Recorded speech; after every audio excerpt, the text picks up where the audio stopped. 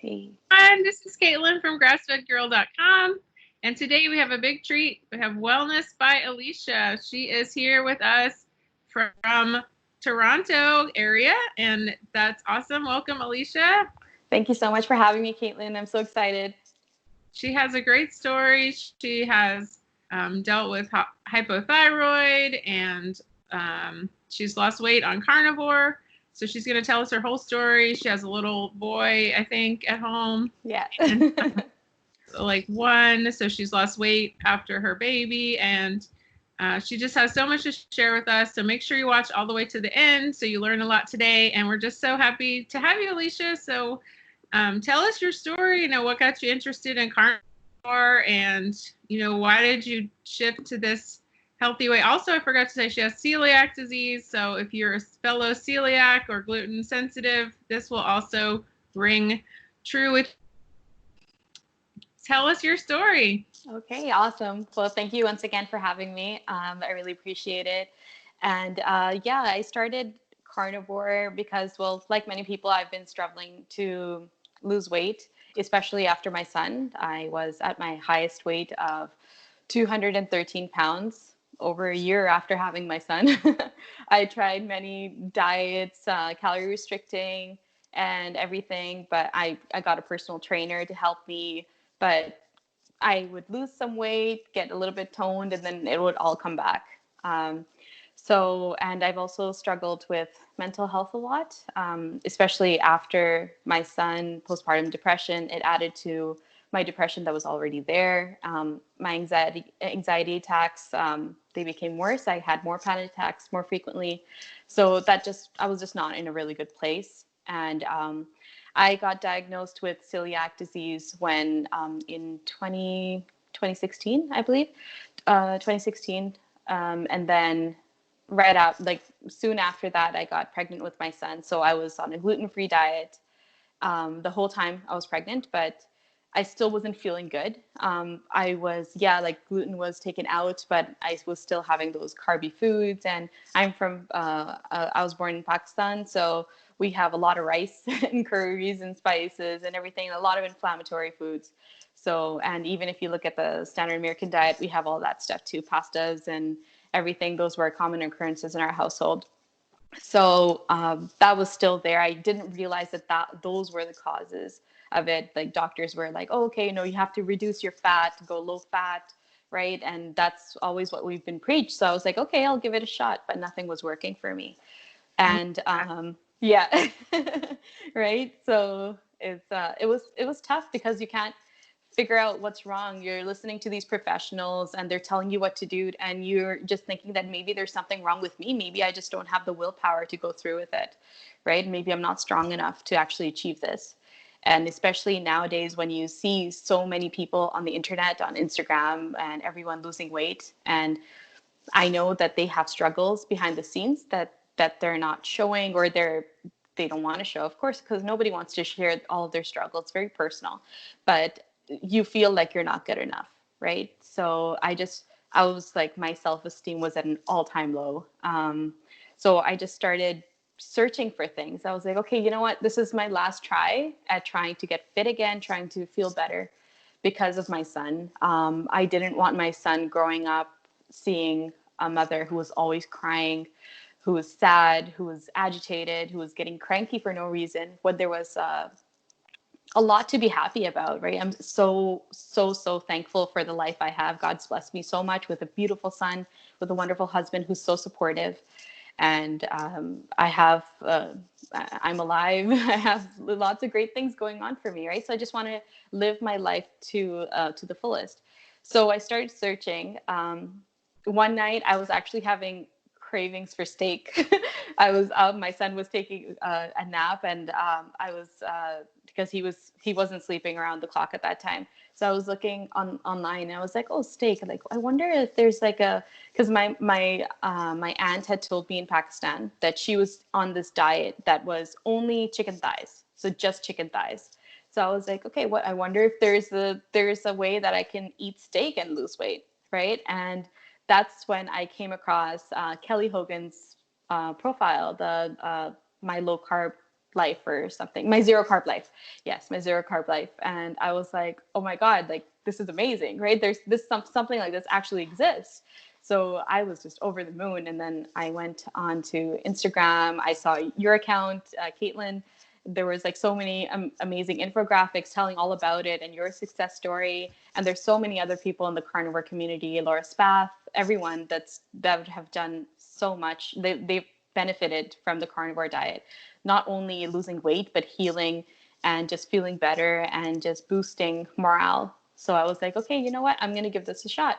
So that's what led me to finally starting carnivore this year. I think it was like in February that I started for a little bit. And then after I started, March 8th, I believe, was the Carnivore 75 Hard program that Judy Cho, she's an amazing person who created that whole program and the free resources for the carnivore program that we can follow. So I went on that and I created my Instagram account to keep me accountable.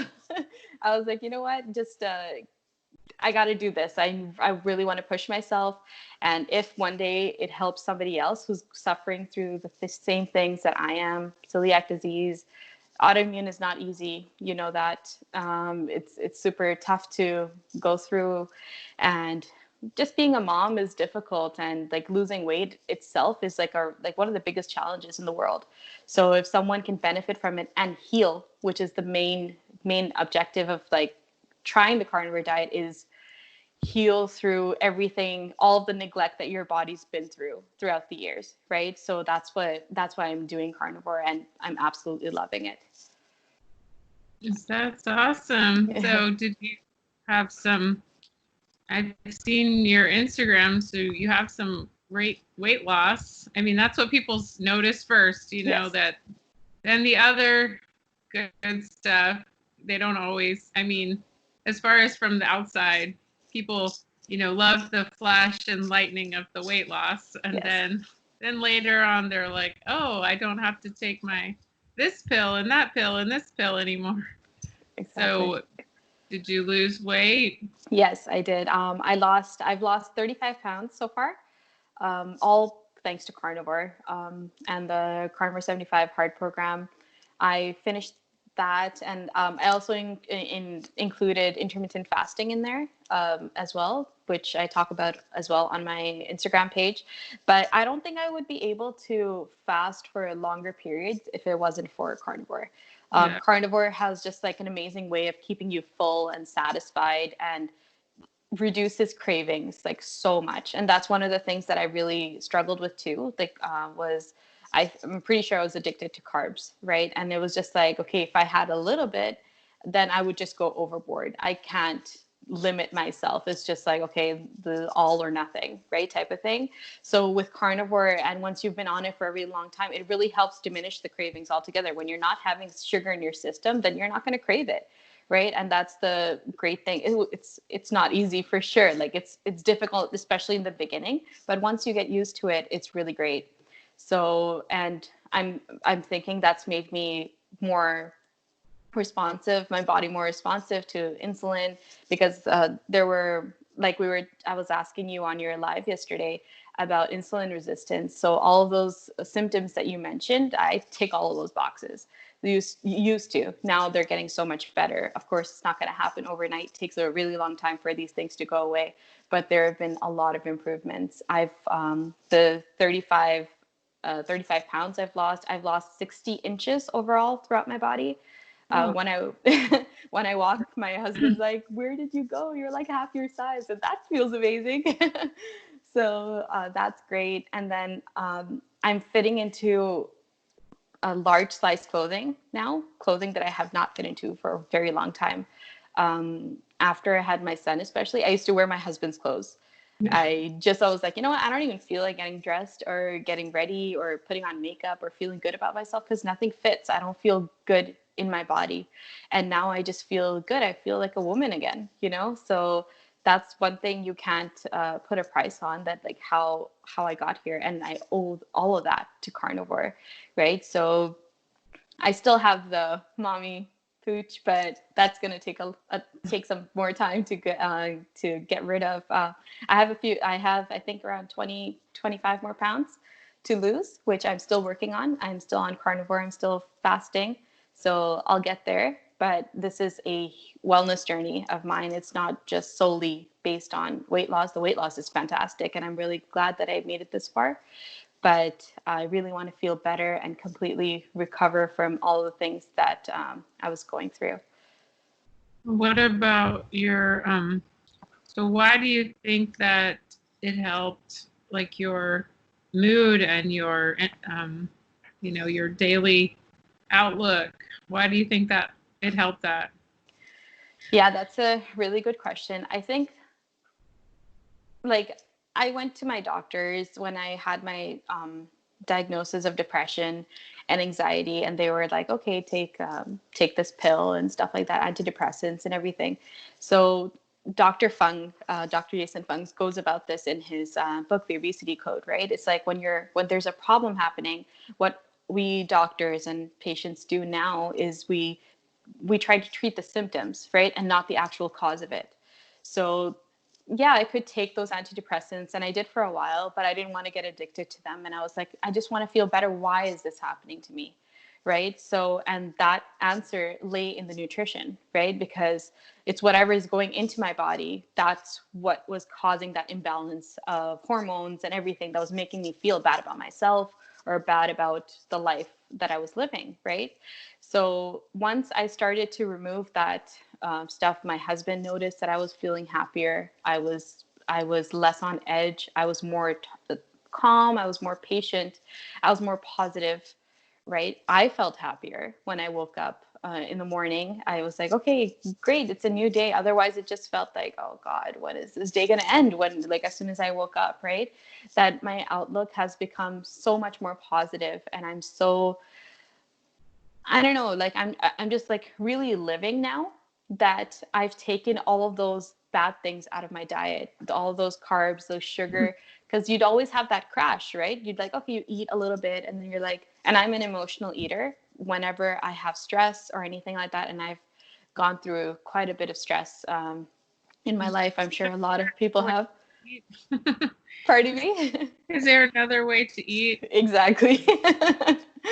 So that's been bad, and every time like you think that that's gonna make you feel better, it doesn't. And you end up feeling worse about yourself afterwards, right? So, but with carnivore, if I was I would eat when I was hungry or until I was full. I wasn't counting calories or anything. I've never counted a single calorie on carnivore, but I just feel good that I'm like, okay, this is food that's actually like healing my body. It's getting the nutrition that it needs. And it just helps, right? They say there's so many studies there that your gut is your second brain. It's related to everything is related to your gut. So if I'm nourishing my gut, giving it the food that it needs, then of course I'm going to feel better. And that was evident with how I was feeling after going carnivore. Well, and your neurotransmitters are made in your gut too. And so if you have a lot of dysfunction there, you're probably not going to have enough to make yourself feel good. And then that's going to, be like a ripple effect through the whole body. But I mean, I was going to say about celiac disease, I mean, that is like leaky gut, on steroids. It's like that means you're not absorbing anything, Yes. It's just like passing through you. And so you're not really what you eat, you're what you absorb. Mm-hmm. And of course this, but celiacs, it used to be, they were all, 90 pounds, and because they weren't absorbing anything, and somehow the last, 20 or 30 years, it's shifted to be, now celiacs can be obese and everything. Exactly. I'm not sure why that is. Maybe it's just because of the changes in the food and whatever. But yeah, I mean, you've got to heal that gut just like everybody else. But it's like almost more advanced, I feel like, in a celiac person, because that's where their disease is showing up first, Mm-hmm. or I mean, not necessarily first, but maybe. And and all autoimmune diseases are the same. And of course, when you go to the doctor, they say, they make it so different, and they segment, and they send you to this doctor and that doctor, this doctor, but really everyone needs to go to the gut level, heal the gut first, then they can lower the autoimmune attack wherever that happens to be, and then they'll lessen their chances of getting, because the autoimmune diseases come in clusters. And so maybe you have, you also have a hypothyroid, which possibly could be autoimmune or not. We don't know. So it's like, if you have one thing, your body's, it's like a it's a ripple effect, and you could end up with a lot of different problems all over your body. So that's when people, I get really mad, because the conventional medicine, they want to, I don't know if they ever talked to you about this, but they want to sometimes cut your body parts out, and it doesn't address. So they want to either cut off some of your colon or cut off your thyroid, and it's just like, well, it's going to just pop up somewhere else. So you might have a temporary relief for a while, but it's not going to really solve the problem, and that person's going to have a big recovery and a big surgery, and anyway. But so now, was it hard, like with being from Bangladesh? I'm assuming it's similar to India, where it's a lot of vegetarians and really high carbs. And from Pakistan, but no, we're all in the same area. Sorry. So yeah, I have an assistant that helps me from, I think she's from Pakistan, and so anyway, but it's a similar culture. Like, my husband's from North Africa. Everybody in North Africa eats a lot of the same stuff, So, exactly. It's all, well, they all eat French bread and, but and so what, is there any challenges in that regard? Oh, definitely. I'm the only person who's carnivore in my family, so it's just me, my husband, and my son in our house right now. But my husband tried carnivore, but didn't want to stay on it, and my son, well, he's in his terrible twos right now, so nothing goes. It's just very difficult. Just to get him to eat is just a success in itself. But I've been trying to promote healthy eating. If he sees me eat something, then might take a few bites of the shrimp or something like that. But he's not really much of a meat eater right now. He likes chicken, but so that's good.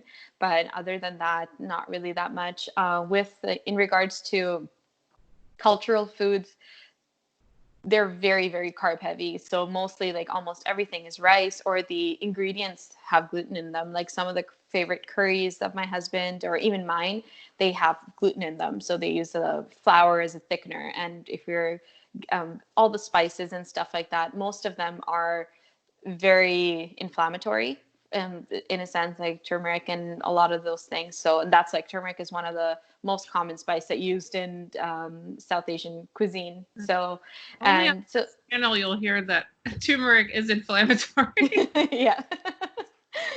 So all of those things, they're there. So I've tried to, like, stay away from all of those type of things and just try to keep it simple as much as I can for my meals. I just try to stick with salt and pepper, maybe some garlic powder right over there, and butter, of course, to just cook it. And I've learned to enjoy a lot of those things because they make me feel good. Of course, I crave a lot of things because I've tasted them before, right? So, and I miss them too, but I know deep down that they're not good for me. Maybe I'll come up with some carnivore keto versions of some Pakistani foods, but a lot of them just are with rice or with flatbreads and stuff like that. And there's no keto. There are some keto flatbreads out there, but they have wheat in them, right? They're gluten, right? Because if you go gluten free, then your calorie and your carbs go up, right? And if you want to go keto, then you have the gluten there. So I can't really win either way there. So it's just easier. Soy flour or something horrible, like, exactly. or canola oil or something awful. I know. So it's just like try to stay simple keep it simple, right? As much as possible. The more you complicate it, that's why I steered away from keto. In the beginning, I was like, okay, baby, because after Carnivore 75 Hard, I started this 90-day challenge for myself. It was alternate day fasting and keto carnivore. But I took the keto away because I was like, I'm spending way too much time making up these recipes and researching stuff that's going to be meat heavy, but still have some veggies or some fun stuff in there, right? I was like, no, it's taking too much of my time and I just don't feel really good on it. My cravings, again, they're not going away, right? I'm still craving more stuff because the artificial sweeteners are there.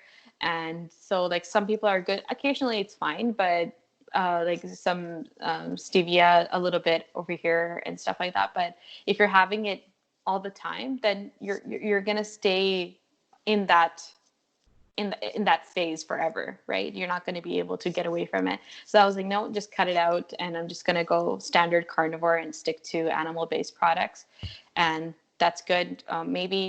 Maybe afterwards I'll try to, like I said, come up with some recipes. But for now, I'm happy with what I am because I'm feeling good on it. And it doesn't work for every person, right? Every person's different. Maybe someone can make modifications based on their cultural foods, but and make it more sustainable for them. But for me, carnivore is just sustainable like this. Yeah, I mean, I feel like the more variety you put in, the harder it is. Yes. It's just easier to just like, my favorite meal is like a 80-20 hamburger, patty. Like, yeah. That is like the easiest thing. And I love the fat in it. Yes. So, the more I try to make it fancy, it's like I will have a bad reaction. Like my husband loves like kefta, kind of like the kebabs he likes to put the herbs and the garlic and all stuff. And then I try to eat it with him. And then I'm like, why did I eat that? Can we just have it plain? But you have to sometimes go along with, if it's like 90% of what I can eat, then I'll eat it, but it's, or like he'll make shashuka with like meatballs and stuff. And then it has the tomato sauce. And I just kind of pick around it and try to just pick out the meatballs, and I'll eat like the eggs off the top. And it'll still have some herbs or maybe a little bit, but it doesn't make me, I can handle it sometimes, it's not every night, but most of the time I just want either hamburger patties or steak, and that's just like the best thing, or just scrambled eggs, or just I'm tired or lazy or something. So what about your macros? Do you worry about that? No, not really. I just try to I noticed that I do better with more fat than anything, so I try to include fattier cuts of meat into my diet. I love ribeyes. Ribeyes are my favorite thing in the world. So I enjoy having those. But other than that, I don't worry about how much protein I'm getting. I don't really care about the carbs because I try to keep it as zero carbs as possible. Sometimes if I'm in a recipe, if I'm making garlic shrimp and I need to use heavy whipping cream for the sauce, then I'm just a little careful. Sometimes it's not like full fat, and it has like one carb or something. So I'm a little bit careful as how much I splash in there, but to make the sauce. But other than that, I don't really worry about the macros. I feel better when I'm eating higher fat, moderate protein, and just zero carb. And sometimes spices have a lot of hidden carbs in there too. So just try to keep that simple. Occasionally, they're fine. Like sometimes I do takeout and from a really nice barbecue joint, because Pakistani barbecue is really delicious too. So I just had that a few days ago and it was amazing, and I didn't have any adverse reactions to it. So that's great. But overall, I just try to keep things simple, use ingredients that I know and cook at home as much as I can, so I know what's going into my food. I know it's not being cooked in vegetable oil or anything like that. Like my husband, one time he made me eggs and he did it in canola oil, right? And even though we don't really use that, I was like, no, it's butter. You just use butter. So, Yeah. So I You was like, do a purge. I know. So I was like, but other than that, it's pretty good just to stay at home and do it like that. But macros, I think I don't know if I'd be able to do a carnivore if it was really dependent on like just counting every single macro that I'm getting in, right? It's just like that's the great thing about this way of eating is just so simple. You don't have to stress about anything. You just eat until you're full, and if you're not hungry, you don't eat, right? And you just eat what you like. If sometimes I like ground beef too, but it's not like my favorite thing. I like ground beef burgers. Burgers are amazing, right? Burgers with cheese and stuff. Those are awesome. But you can make it work for every lifestyle and also for every budget too. It doesn't have to be like huge ribeyes or expensive cuts all the time. You can use ground beef. You can have chicken. You can have eggs and so many other things to just make it work for you, right? And if you like a certain type of animal, then go with that. You don't have to choose, you don't have to make it so that you're following what everyone else is doing. You can do whatever you feel good on and what works for you. Yeah, absolutely. And I mean, sometimes I feel like when people are doing, I mean, they're coming from keto, then they're really wrapped up on counting and tracking and stuff. And it's like hard for them to even like put their head in and think that they don't have to do that. And it's like, you have to like let that go. It's like brainwashing, because I feel like, I mean, if this is going to be a long-term thing, and I mean, I feel like it can be a lifestyle. Yes. I mean, I've been doing it now for close to 2 years, and it just, I don't feel like tracking is a lifestyle, because I have tracked so many things in my life with calories and fat grams and Yes. those things that when I do that, even tracking carbs, it puts me in a real negative place. And so I don't want to go there. And that's why I was drawn to carnivore in the first place. It's like, you can just don't eat carbs and you're good, you know. It's like, okay, I can do that. And Yeah. you weren't told, okay, you can only have, and that was another thing I could not handle about keto, was worrying about limiting protein, because it's like, well, I feel like it's better for me to have maybe 12 ounces of meat, or, you know, if I'm not full at 8, then I'll have another 4 or something, and then, or, 16 or whatever, the package, eat the whole package. It's usually like a pound package, so it's like, I don't want, so if I was doing keto, I would say, okay, well, I can only have 4 ounces of meat, and then I would eat like peanut butter all night because I was still starving. It's like, well, that doesn't help, because you're just, shooting yourself in the foot, kind of thing, So even though, like, sorry, go ahead. even though carnivore, like, to some people would seem like a restrictive diet, it's honestly not. I feel like I have more freedom with it. Like, I don't have to worry about anything. Otherwise, like you said, I was like tracking every single calorie. Like, my Fitness Pal is full of entries where, especially when I was working with my personal trainer, every single thing that I ate, I put in there. And it just felt like eating was such a chore, right? And I didn't enjoy any of it. And even with, like, also with Carb Manager, I'm not saying that those apps are bad. They're perfectly wonderful for a lot of people if that works for you. But with carnivore, it's so simple, right? And it's so sustainable for the long term. You can do it forever, right? And it doesn't have harmful effects on your body like other things do, right? And another thing is, like, it really helps when you learn about carnivore and all the studies behind it, like the reasoning behind all of the stuff and why you're living this type of lifestyle. I was always drawn to steak. Like, my family, we used to have barbecues a lot, and especially in the summer, and I was just ecstatic. I'm like, okay, we're going to have ribs, we're going to have steak, we're going to have like chicken tikka, and I love that stuff, right? But it was like, I was sometimes like maybe looked down upon that I was like eating so much fat, right? But I was like, it feels good, it tastes good, and feels really good. So, like, I felt good after it, because, like, I wouldn't touch the side dishes usually. Like, I would just eat all of that stuff, and I felt really good after it.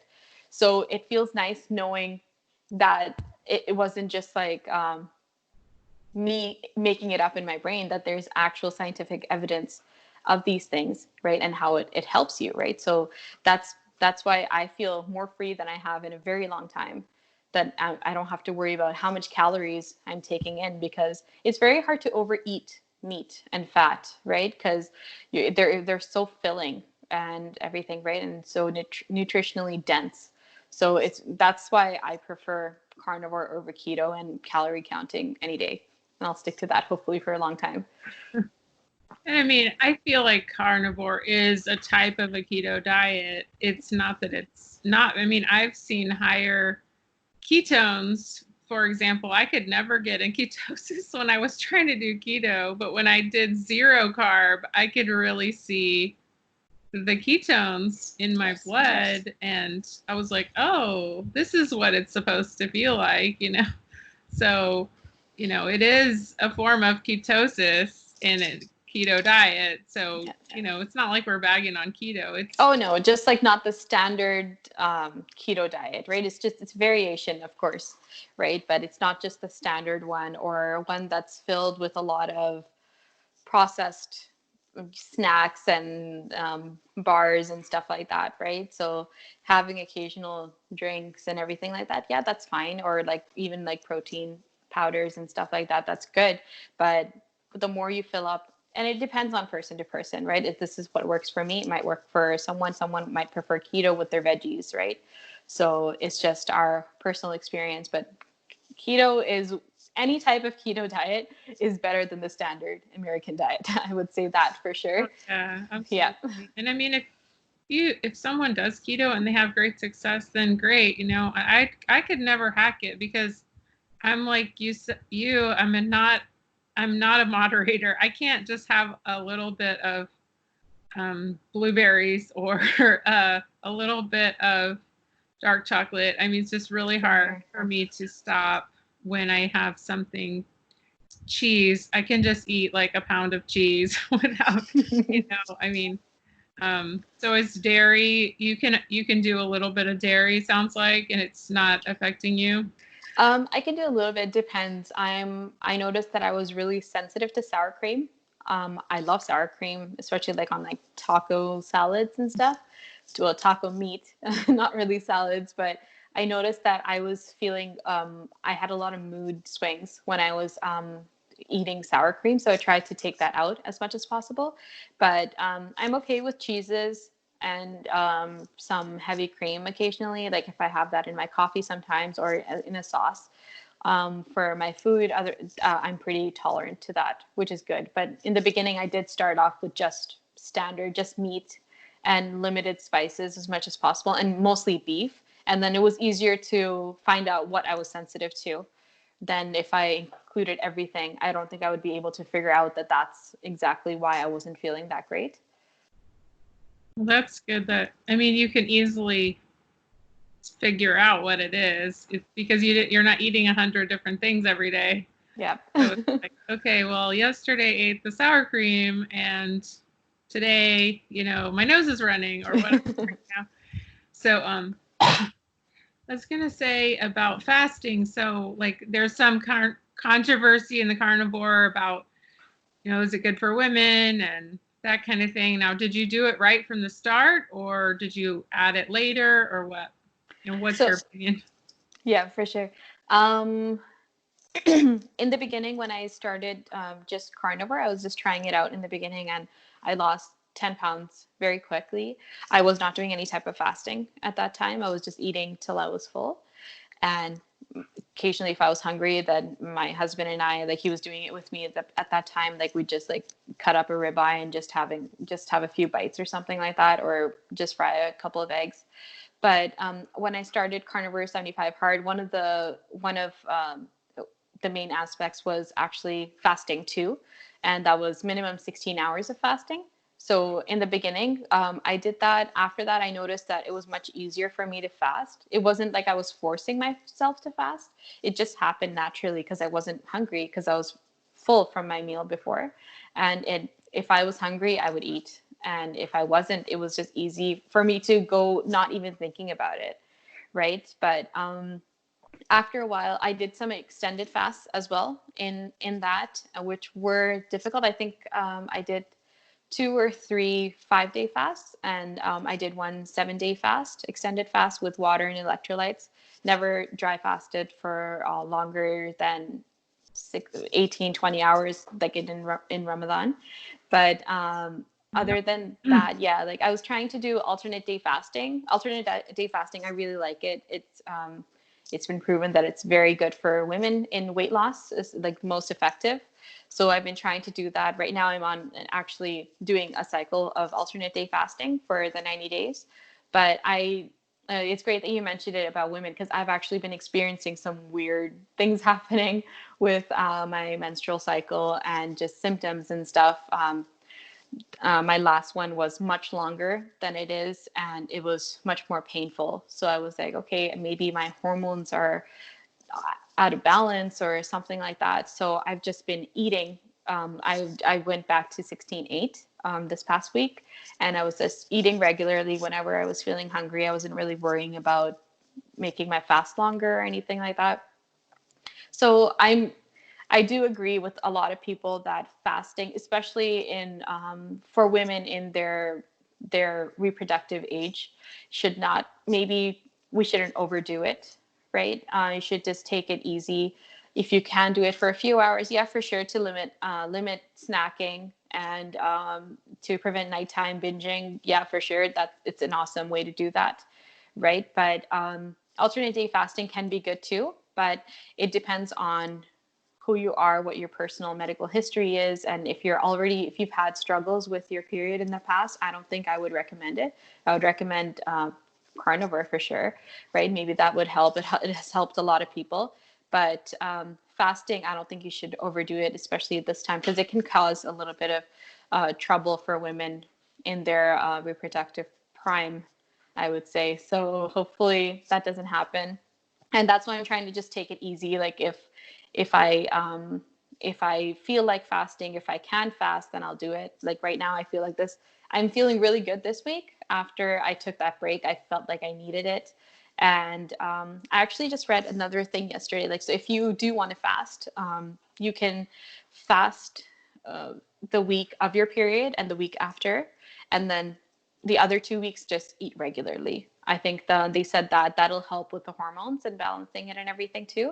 So yeah, so maybe 2 weeks of your cycle. Of your cycle, exactly. Yes. That makes sense. Yeah. And Yeah. then, you mean, wait, fast the week of your period and the week after. But yes. The 2 weeks of your cycle, just eat normally. 2 meals or 3 meals or whatever. Yeah. Don't try to fast during. Yes.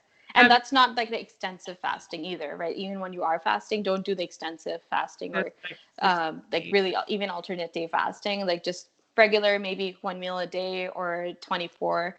You can do that stuff, but not like extended stuff that has an effect on your hormones. So that's not really recommended that much. And it really depends on your goals. I mean, like, you're probably, sounds like you may have another child in the next couple years. So, why do you don't want to take any chances with messing up your hormones. Exactly. And, if you're older, it might not make any difference. Mm-hmm. Or, 50 or something. Yes. Or like I know that there's young girls that, I know I totally screwed up my hormones with all the exercise and the low fat dieting and I think the key there for all of this fasting talk is to listen to your body, because that's the thing that I didn't do. I was exhausted, like completely exhausted, but I would just exercise anyway because I just thought that was the laziness. And, with fasting, you just have to notice, like you're noticing that you're a little off or wonky on your cycles. It's like, okay, I'm going to pull back. Yeah. I'm going to correct before it's too late. Don't just ignore because you think fasting. And I think we can get on this kick of like, well, if a little bit is good, then more is better, because we're just a perfectionist. And, there's so much pressure on women to look good, and we're supposed to be everything. We're supposed to be super moms and super smart and have jobs and clean and be sexy and Exactly. everything all at once. And it's like, I feel like that's why sometimes I feel like the fast is kind of just the icing on the cake. It's like we're already coming into from such a stress state that it's just like maybe we can't take one more thing, to our bodies are just like, I have had it, So if anything, if you're feeling like it's a stressor, then, take a step back and maybe reassess. So Yeah, definitely. and It should be like, and I post a lot of great benefits of fasting, but it all depends on, like you said, for your own personal health and your goals, right? So like one of the other goals besides just wellness and feeling better with my mental health is like getting to my weight, right? And it's not only, I just want to be able to like run after my son, right? When he's playing, and I am able to do that now. Before I was not able to do that at all. Like my heart would start beating like crazy. I'd be out of breath right away. But after carnivore, like it's helped me, like 35 pounds, like it makes a difference for sure, right? And on our heart too, right? There's less pressure on our heart. So I'm feeling much better, but I would like to lose more pounds, but I don't want to do that at the risk of losing my cycle or just messing that up so that or getting can't depressed again, or exactly, or growing, or like losing the chance to grow our family, right? And you don't need to fast, especially like you said, like if it's not a competition with anybody, right? Or it's if you want to do it, great. If you don't, you don't. There's so many carnivores that aren't fasting, right? And who don't want to fast. Some people are fasting, right? It works well for them and for their lifestyle and whatever their daily routine is. So I'm not like, oh, you have to fast. It's just whatever, if it works for you. Definitely has benefits, right? And it's also not a race. Like you don't have to lose weight quickly. Like I think it will happen eventually over time for everyone, is the more they are sticking with it, but you don't have to make it faster. It doesn't have to be, you're not comparing yourself with anyone else. So, so just tell us quickly your typical day of food and what you eat and your electrolytes too. Yeah, for sure. So I'll just stick to a regular day of eating because I'm doing the alternate day fasting right now. So on those fasting days, I might have black coffee in the morning with nothing in it, no sweeteners or anything like that. And then I'll have an electrolyte drink. So cold filtered water with half a teaspoon of pink Himalayan salt and cream of tartar. So to get that potassium and sodium in, and just drink that. Well, first thing in the morning is my Synthroid medication on a empty stomach, right? And then everything else follows. And then throughout the day, if I'm doing an extended fast, I just make a 2.2 liter big bottle with the amount of sodium and potassium I need for the day, and then just drink it, sip out of that, and keep it in the fridge. I have a magnesium capsule for 400 milligrams capsule every night, regardless if I'm fasting or not. And that has helped me so much with like my sleep quality, especially with my son, because we co-sleep, and he wakes up a lot throughout the night for milk and everything. So, but it's helped with the quality of sleep. Like even if I get 4 hours or something, I feel refreshed. So that has helped me a lot with my leg cramps and stuff too. So magnesium, and I didn't know about it before, right? So it's like, okay, like you learn so many things as you expose yourself to new healthy advice, right? So that, and then on my eating days, I start off with I usually don't have breakfast. I'll just go straight for lunch, and I'll have maybe a steak and some eggs. I like scrambled eggs or just yolky eggs. I love yolk. So I have it like that, and just pan fry my steaks in butter. But recently I haven't been using any butter at all. I've just been frying them like that because there's already fat on the ribeyes. So that's good. And then I usually just stick to 2 meals. I don't feel hungry enough to have 3 meals a day. So I would have maybe some burgers or some shrimp, but I try to include beef in that at all times. Like I try to have beef for all of my meals. It just feels like I feel more full and I feel more satisfied with that when I have beef at every meal. If I don't, I just feel like I'm more hungry the next day. Like some days I was just having some chicken and eggs and stuff and I just didn't feel that good the next day. I felt like that's like, so it just, where it got like sad if I didn't have beef at least once a day. yeah. Like I didn't realize, okay, I just ate chicken and fish and eggs. And then the next day I like wake up all sad. Yeah. Weird. You know, it makes a difference, right? So especially like when your body's, I don't know, getting used to the routine that, okay, yeah, I'm going to get meat now. So maybe that's what it looks for, right? And of course, not all meats are made the same. So you want to get that, right? And I don't only stick to ribeyes. But I try to stick to fattier cuts like T-bone, or I haven't really found chuck. I've just been sticking to ribeye. I like strip loins are good, but sometimes they can be not the marbling isn't as great as other cuts, so I try to stick to the fattier cuts because I feel better with them. But yeah, most of the time it's just steaks and that, and it's so much easier, right? It's like 15 minutes and I'm done, right? And I can just eat it super quick too. I don't have to worry about just making 5 different courses and sides and stuff like that for myself. Just eat it and get it over with, and I have so much more time to, mom life. So just do all of that stuff. Yeah. So I just try to keep it simple. And if I'm not, pardon me? Do you just like make a side or something different for your, like, I know some people just make like a vegetable or a starch and a starch for their family. Is that what My husband usually, like, sometimes he'll be like, okay, yeah, you're having grilled salmon. Fine, I'll have that too. So I'll just make like some grilled some vegetables up for him, or maybe a pasta or something if he wants that. But usually their meals are separate from mine. So they're completely different. So if they're having like more traditional Pakistani meals as well, so they'll have their rice and lentils and meat curry and everything like that. But I usually don't eat it. I might have a few bites of the meat if it doesn't have that too many spices that affect me. But other than that, their food is different from mine. But my husband and my son usually eat the same thing. So that's good. Like it's not like 3 different meals. It's like 2 different meals. So it's much easier. That's good. I mean, I think over time too, they'll probably become more and more like you because that's just how it happens. Yeah.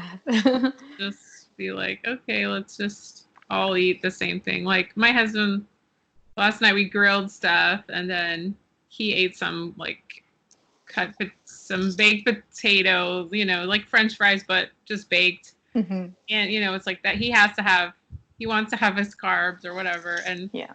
And, I just fixed that on the side and then we ate, and he likes chicken and I hate chicken. So I'll often make like 2, if we're special for grillings, like we'll make 2 meats so that he'll have his chicken and then we'll have steak too. And like he likes steak, but not like the way I do, it's not like he's like, it's like his, I'm like, my God. I know.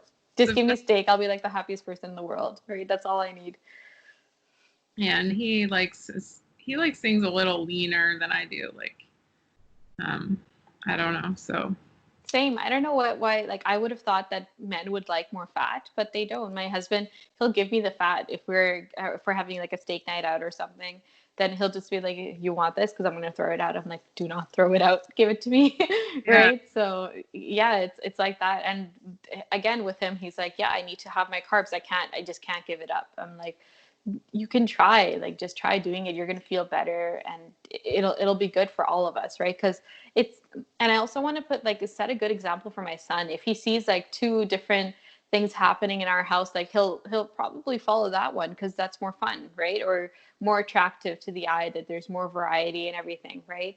So I was like, we have to have like, a united front to show him that this is how you should eat and live your life. Yeah, of course, if he's like one of the people who are moderators, then of course, yeah, you can enjoy occasional things, but why shouldn't our responsibility as parents is to raise our children to the best of our ability, right? So if we know that something's better for them, we should encourage them to go that route, right? Yeah, if it's going to make them do better in school or concentrate and all that kind of stuff, makes their development better.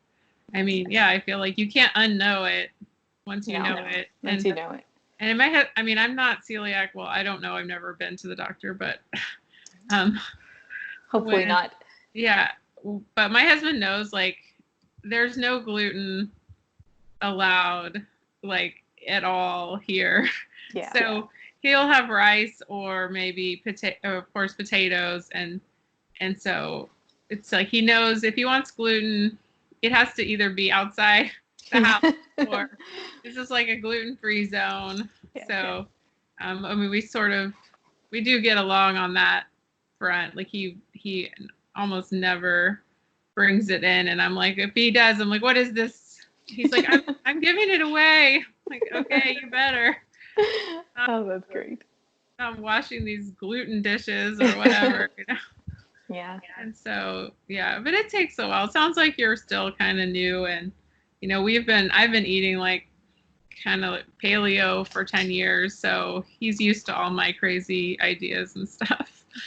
So yeah, it'll come around, and hopefully it'll get better. Exactly. And I totally understand about the gluten thing. Like couple of days ago, I just have this like rash on my hand actually, because I feed my son and he likes some of these crackers and stuff like that. I've tried to get him gluten-free stuff, but he's like, oh, this weird. You can see, yeah, like the texture is not good. He can't really express himself, but I know what he's trying to say, right? So when I'm feeding him that stuff, like I get this rash on my hand, right? And it's just like, how you can never be completely away from this stuff, right? And it's just it's so difficult. Some days are extremely challenging to just deal with this type of disease, right? Because it's like there's so many like creams and lotions and like body washes that have like gluten in them, right? And you're like, why would you put gluten in this, right? And but then they do, right?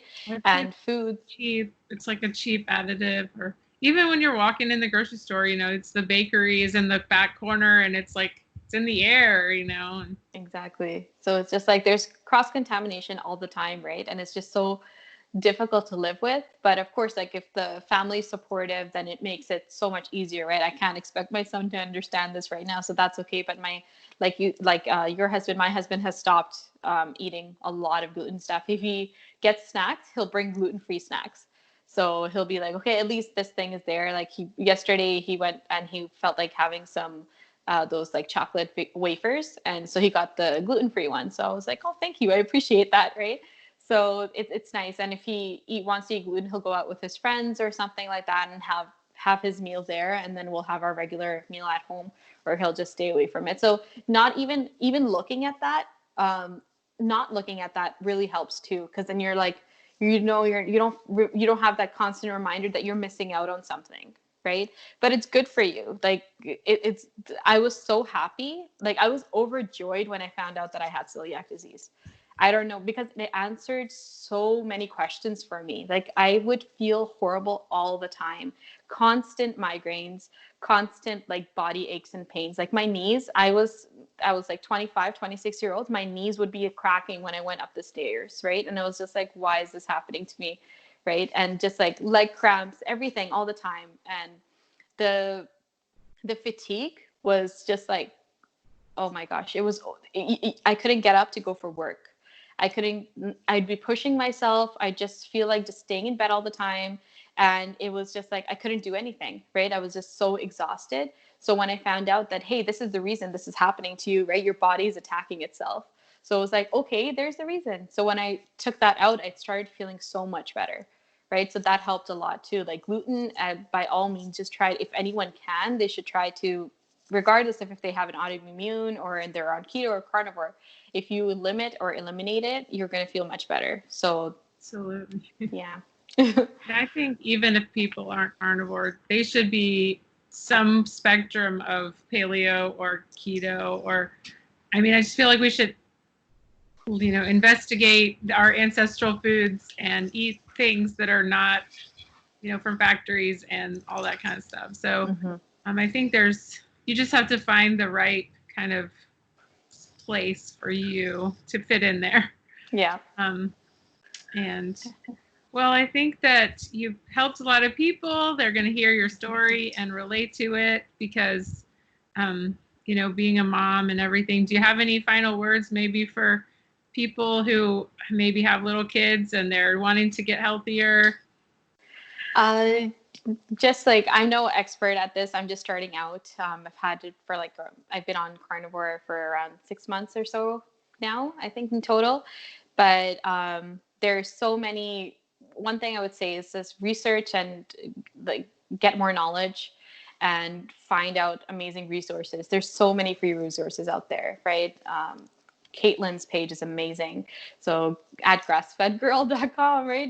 That's fantastic. There's so many amazing resources out there of people who have shared their stories and who have benefited and who know more of the science. If you're like a sciencey person and you want to know why this is happening and why it's beneficial for you, then you should learn about that. You should read about it, because that's really great. I think Caitlin, your book is really good too, right? The Carnivore 30, right, where you go into all the science, and if you're wanting to start carnivore, you can get that book, right? I took a look at that, and it's amazing. So that's really helped me too. It's more practical. I know it's not for people who want to. I'm not trying to convince you to go carnivore. I am just trying to make it as simple as possible for you to do it without overthinking it. Exactly. And, so that's what I just put all the things that people had asked me in there. And so I don't want people, because I feel like people get into this analysis of paralysis and then they just are their own worst enemy. So, so tell everybody where they can find all of your good stuff on the Instagram. On Instagram. Okay, yeah. So if you could check out my page at Wellness by Alicia. So it's spelled the regular way. Alicia spelled Alisha. So yeah, I post I try to post things about carnivore, about keto, about fasting, about just my general wellness journey. I have dedicated posts for mental health on Mondays and fasting on Fridays. I'm trying to incorporate more things about hypothyroidism and celiac disease soon too. But of course, I'm a mom, so it's difficult to be working on this stuff all the time. And I'm working on my blog website, and it'll be up soon, hopefully. It's www.wellnessbyalicia.com.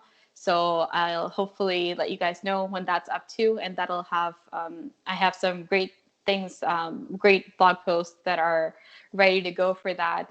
Also for maternal health too. So for pregnancy, breastfeeding, and postpartum depression and other things like that. So hopefully that will help. And thank you so much for having me, Caitlin. I really, really appreciate the opportunity to share my story. And I really look up to you. You're such an inspiration to so many people. And you're such a kind person. You're going to be an amazing mom. So I'm really, really happy for you.